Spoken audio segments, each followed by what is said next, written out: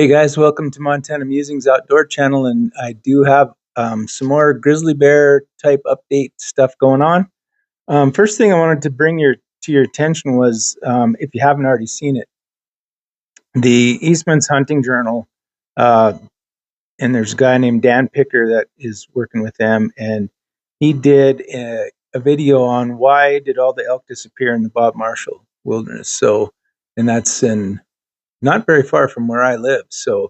Um, So right now, according to him, I mean, you should go check this video out, but there's about 200 elk in a 50-mile area. That's a pretty large area, but there used to be, in 1980, there was 4,000 to 6,000 elk in that area. And now there's like 200 maybe.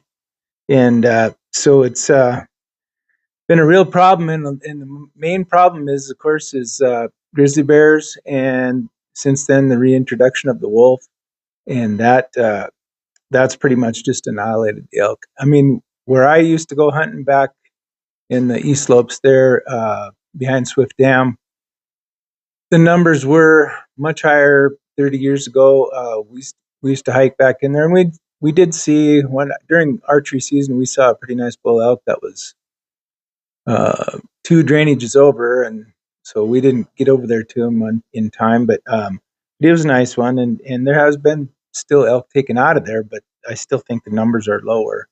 um,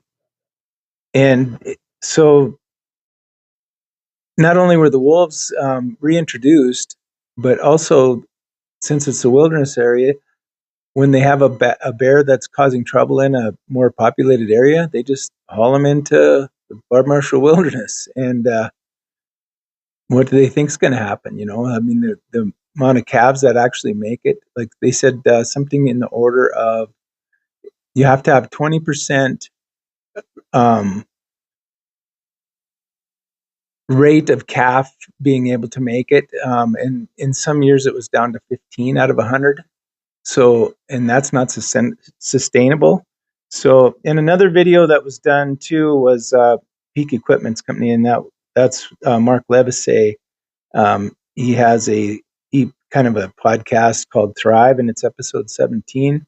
And he goes through the same basic thing and mentions Dan's article or video. And it's pretty amazing, the numbers and the devastation that those decisions by people or agencies that don't seem to have they don't look into it very good. They do what they think is politically correct sometimes, because that was the big push back then.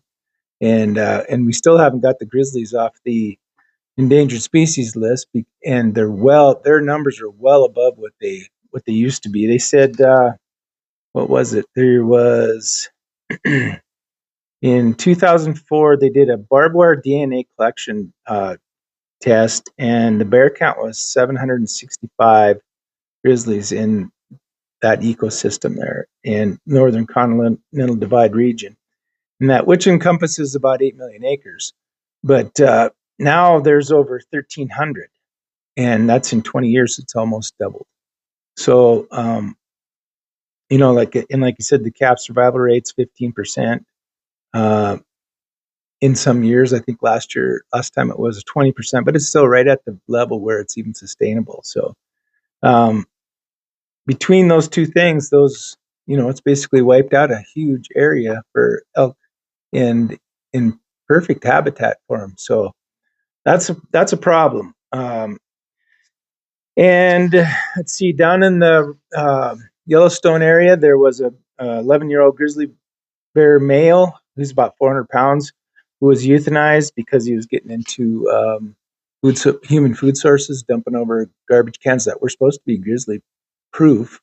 But apparently he was still able to get into them or knock them over and cause all kinds of issues. So they actually trapped him and euthanized him. But so that's a good thing. At least that's one of them that they didn't transport over to the Bob Marshall. And then just the other day, a couple days ago or whenever it was, I just saw that it was just released today. Actually, is grizzly bear was shot and killed near Choteau, Montana, which is just about 60 miles south of me here. And two guys were out collecting mushrooms and probably morels or something like that. And a female charged him, and they were able to shoot it, and it was dispatched.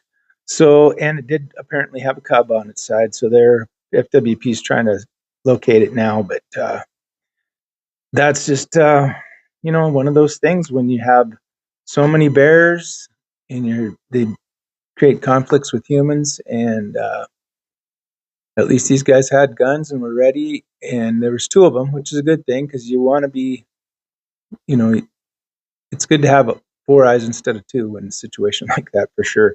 But I think I might have a video coming up here shortly when I get a chance to on uh, what to do when a bear is charging you. So you can look forward to that. Hopefully, it'll be here in the next week or so. But I'll get something going on that. So anyway, that's kind of what I had for the Grizz roundup here. So anyway, so be careful when you're out there. Make sure you're got your eyes, like I say, eyes on a swivel or head on a swivel, and be aware. They say carry bear spray, but be careful there. Depending on the wind, which direction the bear's coming at you, you don't want to spray and have it come back in your face and that kind of stuff. So, your ultimate defense really is your firearm, in my opinion. So, just stand your ground and take good aim and get it done. That's my opinion. So, anyway, in order to save yourself, But that's what I got for you in this one, and we'll catch you in the next video. Thanks for watching Montana Musings Outdoor Channel, and we'll see you later.